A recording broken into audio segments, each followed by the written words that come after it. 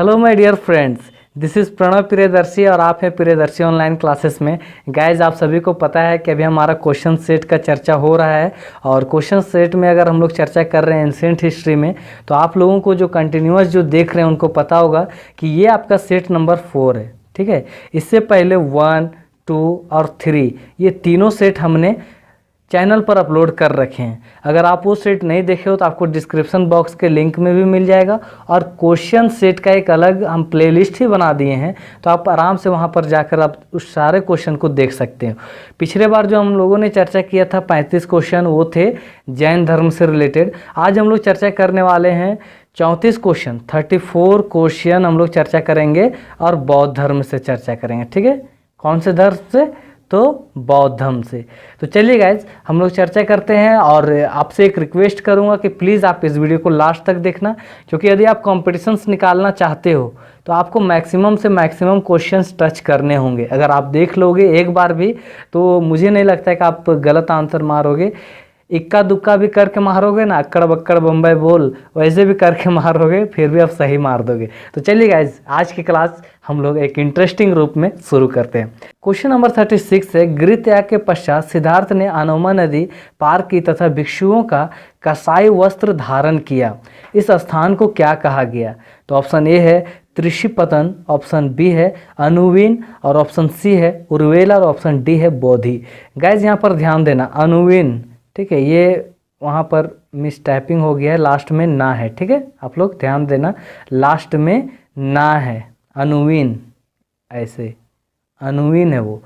लेकिन इसका जो आंसर होगा वो आपका यही होगा, अनुवीन, यानी कि ऑप्शन नंबर बी। ठीक है, इसका ऑप्शन नंबर बी हमारा सही आंसर है, अनुवीन होगा। उसको जो कषाय वस्त्र जो धारण किए थे उस स्थान को अनुवीन कहा जाता है। तो गाइज, इस क्वेश्चन सेट में मैं ज़्यादा लेक्चर नहीं देता हूँ, इसलिए अगर लेक्चर वाली वीडियो देखनी तो आप प्लीज़ एंशिएंट हिस्ट्री का प्लेलिस्ट बना हुआ है, उसमें सारे वीडियो के लेक्चर डाले हुए हैं, आप उसमें जाकर देख लेना। तो क्वेश्चन नंबर 37 है, महात्मा बुद्ध ने अपना उपदेश किस भाषा में दिया था? गाइज, ये क्वेश्चन को आप ना VVI टिक मार लो, ये क्वेश्चन हमेशा पूछे जाते हैं। तो आपके बीच में जो ऑप्शन है वो है प्राकृत भाषा, देवनागरी भाषा, पाली भाषा और संस्कृत भाषा। तो गाइज, इसका जो आंसर होगा वो होगा हमारा पाली भाषा। ठीक है, option number C. Question number 38 है, बौद्ध दर्शन के अनुसार भौतिक तथा मानसिक तत्वों का निर्माण किससे है? ऑप्शन ए है 5 तत्व, ऑप्शन बी है 5 स्कंद, ऑप्शन सी है 5 दर्शन और ऑप्शन डी है 5 कर्म यानी वर्त। तो गाइज, इसका जो आंसर होगा वो होगा ऑप्शन नंबर बी, यानी कि 5 स्कंद। ठीक है, option number B. Next question है आपके स्क्रीन में, निम्नलिखित में से 4 आर्य सत्यों में से कौन सा नहीं है? यहाँ पर गाइज, यहाँ पूछ रहा है नहीं है। ऑप्शन ए है दुख है, दुख का कारण है, दुख का निदान है यानी कि निवारण भी है, और दुख प्राकृतिक नियम है। तो गाइज, यही नहीं होगा। ठीक है, ऑप्शन नंबर डी, दुख प्राकृतिक नियम नहीं है। तथागत गौतम बुद्ध बोलते हैं कि दुख का कारण स्वयं मनुष्य है, उसके अंदर में जो भी हैं उनके लालसा है, जो ज़्यादा धन इकट्ठा करना, चोरी करना, झूठ बोलना, ये सब जो कारण है वही उसका दुख का कारण है। ठीक है, तो उसका निवारण भी है और उसका निवारण के लिए अष्टांगिक मार्ग बताए, यानी 8 मार्ग बताए हुए हैं। तो खैर, वो लेक्चर वाली वीडियो आप देखोगे तो उसमें आपको पता चल जाएगा। नेक्स्ट क्वेश्चन है, क्वेश्चन नंबर 40 है, बौद्ध धर्म में भिक्षुओं के लिए 10 सील का अनुसरण अनिवार्य था। इनमें से कौन सा सील नहीं है? यहाँ पर इनमें से छूट गया है। ठीक है, आप लोग ध्यान रखना, इनमें से कौन सा सील नहीं है? ऑप्शन ए है दूसरे के धन की इच्छा ना करना, मादक द्रव्यों का सेवन नहीं करना, किसी प्रकार के द्रव्यों का संचय नहीं करना और किसी भी सामाजिक गतिविधि से दूर रहना। गाइज, कोई भी मनुष्य सामाजिक गतिविधि से कभी भी दूर नहीं हो सकता है। जो समाज में रहकर नहीं है वो एक जंगली प्रवृत्ति का हो जाता है। जो अरस्तु जो हैं, महान महान फिलोसोफर थे वो, तो अरस्तु भी इस बात को जिक्र करते हैं कि मनुष्य एक सामाजिक प्राणी है। क्या है? सामाजिक प्राणी। तो जाहिर सी बात है, अगर सामाजिक प्राणी तो उसे समाज से ही रहना पड़ेगा। तो तथागत गौतम बुद्ध भी बोले कि ऐसा कोई भी कार्य नहीं जिससे आप समाज से दूर रहकर कर सकते हैं। किसी भी सामाजिक गतिविधि से दूर रहना ये गौतम बुद्ध कभी नहीं बोले। यहाँ तक कि उन्होंने बोला संघ में शामिल हो तो संघ में आप रहकर उसमें कार्य कर सकते हैं, लोगों को जागृत कर सकते हैं। तो ये इसका ऑप्शन नंबर जो था वो था डी था, इसलिए आप लोग ध्यान रखना, डी इसका सही आंसर है। क्वेश्चन नंबर 41 है, किस गणराज्य के शासकों ने बुद्ध के लिए महावन में प्रसिद्ध कुटाग्रशाला का निर्माण करवाया? तो इसका जो ऑप्शन है वैशाली है, लिच्छवी है, शाक्य है, मौर्य है। तो गाइज इसका जो हमारा आंसर है वो होगा ऑप्शन नंबर बी, यानी कि लिच्छवी गणराज्य से ताल्लुकात था। क्वेश्चन नंबर 42 है, राजा प्रघोत ने बुद्ध को आमंत्रित किया था, यह किस महाजनपद के शासक थे? ऑप्शन ए है अंग, वत्स, अवंती और सुरसेन। तो गाइज ये क्वेश्चन मुझे याद है कि मैं इसमें पिछले सेट में भी चर्चा किया था। तो इसका जो आंसर होगा ऑप्शन नंबर सी होगा, यानी अवंती के शासक थे प्रघोत। प्रघोत से हमेशा क्वेश्चन आता है और प्रघोत अवंती के शासक थे, ये आप लोग ध्यान रखना। तो ऑप्शन नंबर सी हमारा यहाँ पर सही हो जाता है। क्वेश्चन नंबर 43 है, महात्मा बुद्ध ने सर्वाधिक उपदेश कहाँ दिए थे? गाइज ये भी क्वेश्चंस इंपॉर्टेंट है, एकदम आप किसी भी कंपटीशन में बैठोगे तो ये ज़्यादातर चांसेस होते हैं कि बौद्ध धर्म के संगीतियाँ यानी कि सभाएं, और ये जो क्वेश्चन है कि कहाँ कहाँ उपदेश दिए थे, कहाँ उनकी महापरिनिर्वाण हुई, उससे क्वेश्चंस आते हैं। तो ऑप्शन नंबर ए है, जैसा कि आपको नज़र आ रहा होगा, कपिलवस्तु, श्रावस्ती, सी है लिच्छवी और डी है वैशाली। तो गाइज इसका जो आंसर होगा वो होगा ऑप्शन नंबर बी, यानी कि श्रावस्ती में उन्होंने सर्वाधिक उपदेश दिए थे। और कपिलवस्तु जो था वो फेमस जगह है, वो इसलिए क्योंकि तथागत गौतम बुद्ध की जो महापरिनिर्वाण हुई वो कपिलवस्तु में हुआ। तो आप लोग इस चीज़ को भी ध्यान रखना, सबसे ज़्यादा उपदेश जो दिए वो दिए श्रावस्ती में, प्रथम उपदेश जो दिए थे वो दिए थे सारनाथ में। ठीक है, अब नेक्स्ट क्वेश्चन की ओर हम लोग बढ़ते हैं।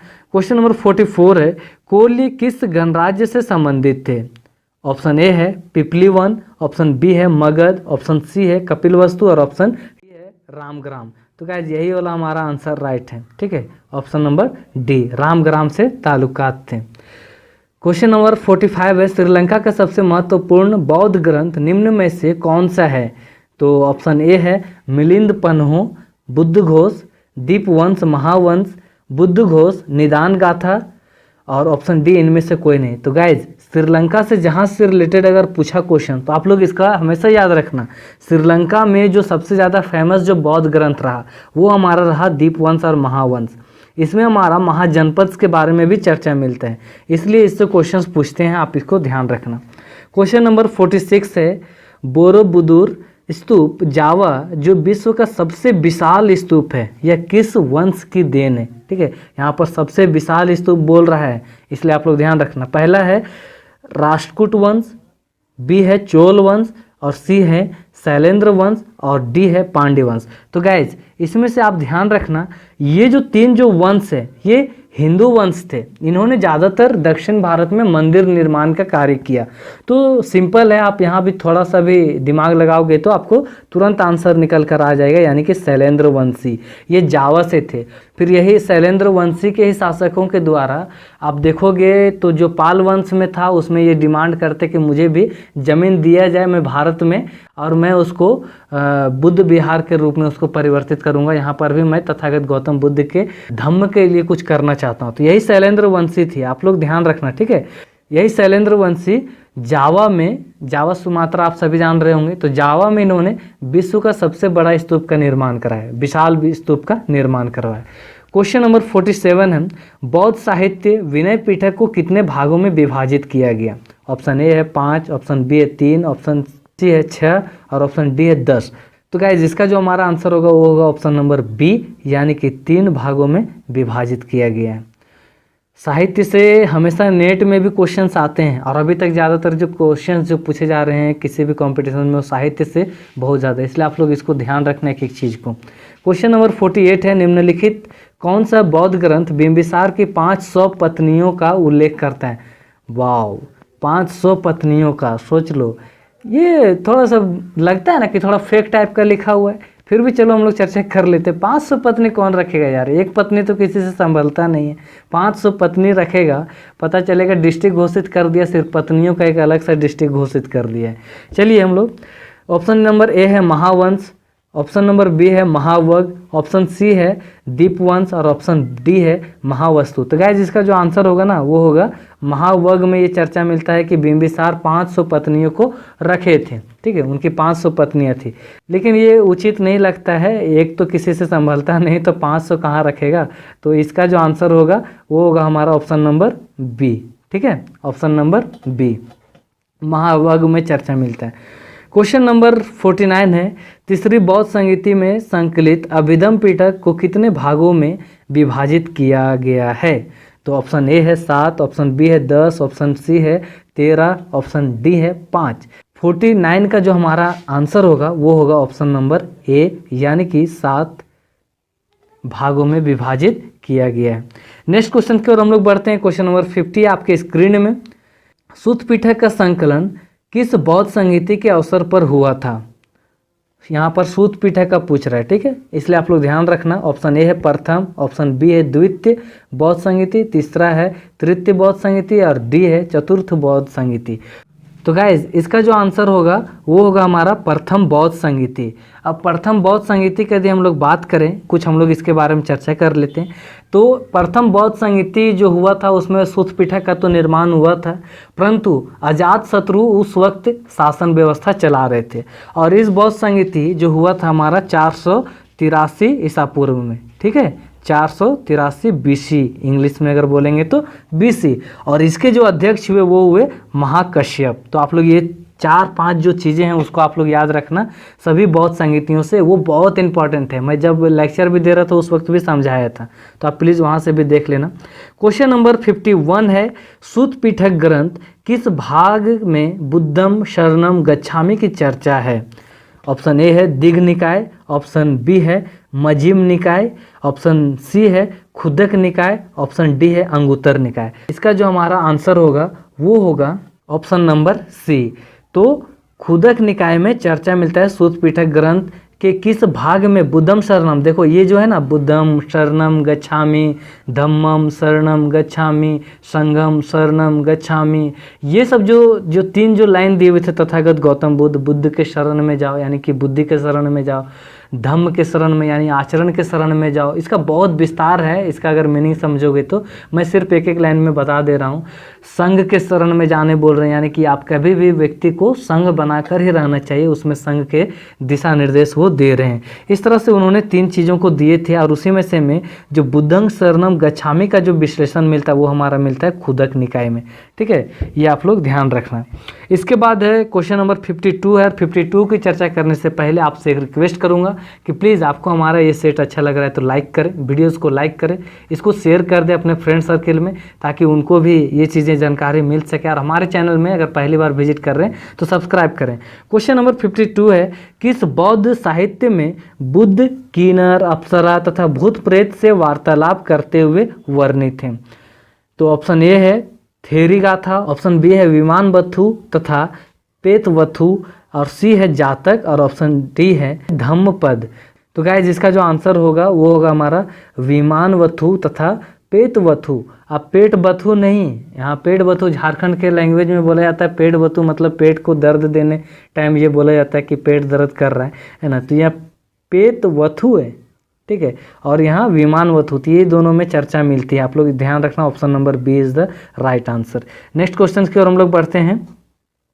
क्वेश्चन नंबर 53 है, बुद्ध के समकालीन धार्मिक संप्रदायों का उल्लेख किस बौद्ध साहित्य में प्राप्त होता है? ऑप्शन ए है अम्बठट सूत्र, ऑप्शन बी है महावंश, ऑप्शन सी है भद्रशाल जातक, और ऑप्शन डी है ब्रह्मजाल सूत्र। तो गाइज इसका जो आंसर होगा हमारा 53 का जो आंसर है वो है यही ब्रह्मजाल, ठीक है, आप लोग ध्यान रखना, ब्रह्मजाल हमारा सही आंसर है। ये बुद्ध के समकालीन धार्मिक संप्रदायों का उल्लेख करता है। नेक्स्ट क्वेश्चन की ओर हम लोग बढ़ते हैं। 54 है, बुद्ध घोष किस भाषा के साहित्य में सर्वाधिक प्रसिद्ध रचनाकार थे?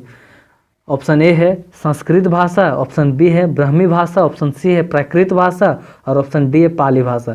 तो गाइज इसका सिंपल सा आंसर होगा बुद्ध घोष जो थे वो पाली भाषा से रिलेटेड थे, ये बहुत बड़े विद्वान थे। बुद्ध घोष किस भाषा के साहित्य में सर्वाधिक प्रसिद्ध रचनाकार लिखे थे? क्वेश्चन नंबर 55 है, तिब्बती परंपरा के अनुसार महाकात्यायन किस संप्रदाय उपसंप्रदाय के संस्थापक थे? ऑप्शन नंबर ए है स्थिविरवादीन या थेरवादी, एक ही में है। ऑप्शन बी है श्रावस्तीवादीन, ऑप्शन सी है वैभाषिक, और ऑप्शन डी है सौत्रांतिक। तो गाइस जिसका जो आंसर होगा 55 का वो है हमारा ऑप्शन नंबर ए, यानी कि थेरवादी आप कह सकते हो, अस्थिविरवादीन। स्थिरवादी या स्थिविरवादी कर सकते हो, तो ऑप्शन नंबर ए हमारा इसमें सही हो जाता है। क्वेश्चन नंबर 56 है, हीनयान के उपसंप्रदाय श्रावस्तीवादिक का संस्थापक किसे माना जाता है? ऑप्शन ए है भद्रबाहु, ऑप्शन बी है नागसेन, ऑप्शन सी है राहुल भद्र, ऑप्शन डी है अग्राचार्य। तो गाइज इसका जो आंसर होगा 56 का वो होगा हमारा ऑप्शन नंबर सी, यानी कि राहुल भद्र इज द राइट आंसर। ठीक है, नेक्स्ट क्वेश्चन की ओर हम लोग बढ़ते हैं। क्वेश्चन नंबर 57 है, नागार्जुन किस महायान संप्रदाय के प्रवर्तक थे? ऑप्शन ए है शून्यवाद या माध्यमिका, ऑप्शन बी है विज्ञानवाद या योगाचार, और ऑप्शन सी है सामित्या, और ऑप्शन डी है वैभाषिक। तो गाइज इसका जो हमारा आंसर होगा 57 का वो है ऑप्शन नंबर ए, यानी कि शून्यवाद या माध्यमिका। तो गाइज यहाँ पर थोड़ा सा मैं एक्स्ट्रा चर्चा कर लेना चाहूँगा, क्योंकि आप देखोगे बौद्ध धर्म जब 1 ईस्वी सन में 2 भागों में बटा, महायान और हीनयान, तो उसी में जो महायान वाले थे वो तथागत गौतम बुद्ध को भगवान मानते थे, और हीनयान वाले तथागत गौतम बुद्ध को सिर्फ एक महापुरुष के रूप में मानते थे, उसका विचारधारा को फैलाने का प्रयास करते थे। महायान वाले मूर्ति पूजक थे क्योंकि वो ईश्वर का रूप मानते थे, वहीं हीनयान वाले मूर्ति पूजक नहीं थे। तो यहाँ पर पूछ रहा महायान संप्रदाय के प्रवर्तक थे, तो कौन लोग थे? तो भाई यहाँ पर तो शून्यवाद या माध्यमिका जो थे, नागार्जुन किस महायान संप्रदाय के प्रवर्तक थे? तो शून्यवाद के ये प्रवर्तक थे जो नागार्जुन थे। ठीक है, क्वेश्चन नंबर 58 है, और अब ज़्यादा क्वेश्चंस हमारे बीच में नहीं बचे हुए हैं, तो उम्मीद करते हैं कि अगर आप लोग यहाँ तक सेट देख रहे हो तो प्लीज़ आप हमारे वीडियो को लाइक कर देंगे और हम लोग आगे बढ़ते हैं। क्वेश्चन नंबर 58 है, बुद्ध पालित एवं भाव विवेक किस शताब्दी के शून्यवाद में महत्वपूर्ण भाषाकार थे? तो ऑप्शन ए है 6वीं शताब्दी, ऑप्शन बी है 2री शताब्दी, ऑप्शन सी है 5वीं शताब्दी, और ऑप्शन डी है 12वीं शताब्दी। तो गाइस जिसका जो हमारा आंसर होगा ना वो होगा 5वीं शताब्दी ईसा पूर्व, यानी कि ऑप्शन नंबर सी हमारा सही हो जाता है। क्वेश्चन नंबर 59 की ओर हम लोग बढ़ते हैं। जैसे कि आपको स्क्रीन में नजर आ रहा होगा, महायान से संबंधित वज्रयान संप्रदाय किससे मुक्ति की बात करता है? ऑप्शन ए है आत्मनियंत्रण, ऑप्शन बी है बोधिसत्व, ऑप्शन सी है शांति चित्त, और ऑप्शन डी है जादुई शक्ति। तो गाइज यही वाला हमारा राइट आंसर है, यानी कि ऑप्शन नंबर डी।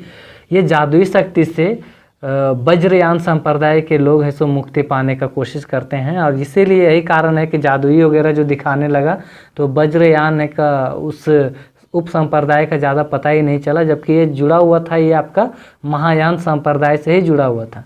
तो वज्रयान के जो ज़्यादा जो समर्थक हुए वो हुए आपके बंगाल के क्षेत्र में, तो ये जादू टोना पर ज़्यादा विश्वास करते थे, इसलिए जादुई शक्ति यहाँ पर सही हो जाएगा। क्वेश्चन नंबर 60 है, वज्रयान संप्रदाय में किसकी साधना होने लगी थी? ठीक है, यहाँ वज्रयान संप्रदाय की साधना के बारे में पूछ रहा है। ऑप्शन ए है पंचतंत्र की, ऑप्शन बी है पंचमकार की, ऑप्शन सी है पंचरात्रि की, और ऑप्शन डी है पंचकर्म धातु की। तो गाइज इसमें जो हमारा आंसर होगा वो होगा नंबर बी, यानी कि पंचमकार। तो बी को आप लोग टिक करना। नेक्स्ट क्वेश्चन की ओर हम लोग बढ़ते हैं। बुद्ध ने विश्व को दुखमय जानकर दुख के कारण का विश्लेषण दूसरे आर्य सत्य जिस सिद्धांत के आधार पर किया गया उसे क्या कहते हैं? ऑप्शन ए है समत्य समुत्पाद, ऑप्शन बी है प्रत्येक समुत्पाद, ऑप्शन सी है षडायतन, और ऑप्शन डी है जरामरण। तो गाइज इसका जो हमारा आंसर होगा वो होगा ऑप्शन नंबर बी, और बी जो है वो हमारा है प्रत्येक समुत्पाद। तो ये जो हमारा है ऑप्शन नंबर बी यहाँ पर सही हो जाता है। ये जब तक आप लेक्चर वाली वीडियो नहीं देखोगे तब तक नहीं समझ में आने वाली है, और कुछ आपको एक्स्ट्रा भी पढ़ना पड़ेगा, क्योंकि ये बहुत डीपली भी क्वेश्चंस डाले हुए हैं इसमें। तो नेक्स्ट क्वेश्चन की हम लोग बढ़ते हैं। 62 है, भिक्षुओं को वर्षा काल में 3 महीनों तक एक स्थान पर स्थिर रहना पड़ता था, इसे क्या कहा जाता था? ऑप्शन ए है वश, ऑप्शन बी है अभितोष, ऑप्शन सी है पातिमोक्ष, और ऑप्शन डी है बिहार गमन। ऑप्शन नंबर ये वश, यानी कि आप ये समझो कि बारिश के बस में वो सब रह जाते हैं और उनको बारिश अपने वश में कर लेता है, और इसलिए वो वर्षा ऋतु में वो ज़्यादा विजिट नहीं करते थे, विचारधारा को ज़्यादा फैलाने का कार्य नहीं करते थे। वो एक ही ग्राम में रुक जाते थे और वहाँ से भी बौद्ध धर्म की जो भी विचारधाराएं थी उसको प्रचार प्रसार करने का वो कार्य करते थे। तो नेक्स्ट क्वेश्चन की ओर हम लोग बढ़ते हैं। क्वेश्चन नंबर 63 है, और अब आपके स्क्रीन में दिख रहा होगा कि अब ज़्यादा क्वेश्चंस नहीं बचे हुए। बौद्ध संघ में भिक्षुओं एवं उपासकों को गलती करने पर कितने प्रकार से दंड का प्रावधान था? तो गाइज इसका जो सिंपल आंसर होगा वो होगा 3 प्रकार का। आप तो ऐसे भी पढ़ सकते हो 5 प्रकार, 7 प्रकार, 10 प्रकार, ये सब चर्चा करने की क्या आवश्यकता है। आप लोग सिंपल जानो 3 प्रकार के दंड के प्रावधान थे। अगर कोई बौद्ध भिक्षु या कोई उपासक अगर गलती कर देता था, जैसे कि मुझे याद है मैं एक सीरियल देख रहा था, तथागत गौतम बुद्ध का जो सीरियल देते रहता है, उसमें गांव वाले उस बौद्ध भिक्षु को बहुत ज़्यादा ललकारते हैं कि आप बहुत ज़्यादा हो, बहुत ज़्यादा धार्मिक हो, तो आप अपना जादू दिखाओ, क्या है अपना चमत्कार दिखाओ। तो वो जज्बात में आकर क्या करते हैं, वो जादू दिखाते हैं और बिना किसी एनर्जी के वो योगा के द्वारा वो अपने आप को हवा में उछाल देते हैं कुछ देर तक। तो उसको तथागत गौतम बुद्ध फिर बहुत ज़्यादा संघ में उसको डांटते हैं और डांटने के पश्चात फिर उसको दंड का भी प्रावधान किया गया कि आप ये सब गलतियां नहीं कर सकते हैं। जो संघ में जो शामिल होते थे उनके लिए विशेष नियम कानून बनाए गए थे। क्वेश्चन नंबर 64 है, तृतीय बौद्ध संहिता का आयोजन किस वर्ष हुआ था? ये गाइज ये बहुत इंपॉर्टेंट क्वेश्चन है। ऑप्शन नंबर ए है 483 ईसा पूर्व, ऑप्शन बी है 250 ईसा पूर्व और ऑप्शन सी है 383 ईसा पूर्व और ऑप्शन डी है 72 ईसा पूर्व। तो गाइज इसको ध्यान रखो, जो ऑप्शन नंबर ए में है ना 483 ईसा पूर्व, ये प्रथम हुआ था। उसके बाद इससे 100 साल और ऐड कर लो, तो ऑप्शन नंबर सी में जो 383 है वो द्वितीय बौद्ध संहिता का डेट है, ठीक है। और जो तीसरा जो आपका जो आंसर है वो है ऑप्शन नंबर बी, यानी कि 250 ईसा पूर्व, ठीक है।